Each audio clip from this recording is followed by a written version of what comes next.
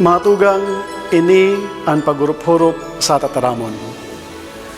Nguyan aldaw sa tuyong pinupunan ang enot naldaw kan misa de aguinaldo, ang tradisyonal na misa novenaryo para sa pag-andam kan selebrasyon kan Christmas, ang sa tuyong paghirumdom kan pagkamundag kan sa tuyong paratubos na si Jesucristo.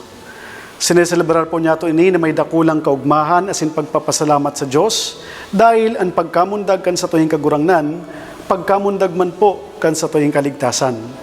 Kaya maninigo lamang na andamon po niya ito sa tuyong mga sadiri sa pagselebrar kan Christmas asin siring man urog sa gabos sa araw aldaw na pag-abot ni Kristo sa satuyang pagkabuhay. Alagad, paano ba yan niya ito inaandam ang sa tuyong mga sadiri sa bagay na ini? Sa selebrasyon kan Christmas, sa araw aldaw niya itong pagkabuhay sa pag-ako po niya ito kay Kristo. Sa Ebanghelyo, kan si San Juan Bautista, nag-andam kandalan kan sa tuyong kagurangnan, dahil mo pa siya naglaag nin mga tarpaulin o kaya ng mga karatula na may nakasurat, congratulations, happy birthday o kaya welcome.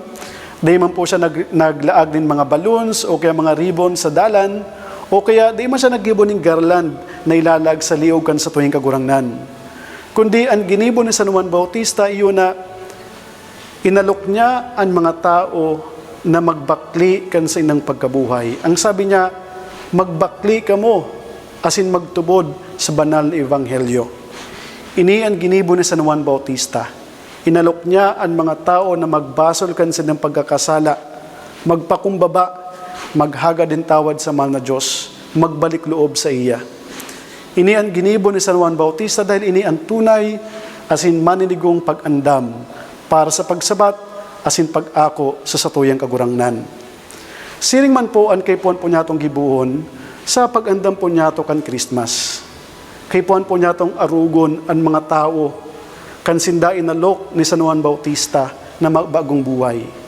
Kita man po kaypuan na magpakumbaba, akoon po niya ito sa tuyong mga pagkakasala, maghagad din kapatawaran sa tuyang man na Diyos, asin siring man sa tuyang kapwa. Kaya, bago po kita mapurisaw kan mga bagay-bagay, bago po kita maghagad din mga biyaya sa mahal na Diyos, sa tuyang pagpapamibi, magayon po na paghurup-hurupan muna po niya to. O ano ang pwede po niya itong itao sa iya, bilang pagpapasalamat, bilang aguinaldo sa tuyang kagurangnan.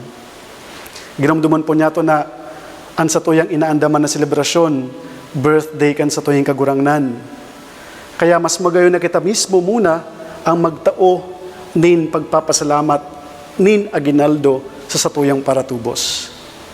Mga tugang lugod sa bagay na ini, sarang pusong malinig, panonin pagkamuot, kapakumbabaan, ang sa tuyang andamon, bilang balaog, bilang dulot nin pagpapasalamat sa tuyang man na Diyos.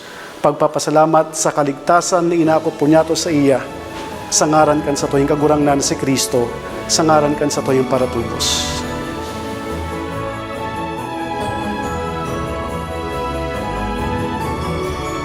Mga tugang, napaghurup-hurupan ta ang tataramon. Ang tataramon, padagos na hinanyugon ta, isabuhay ta, ipasa ta.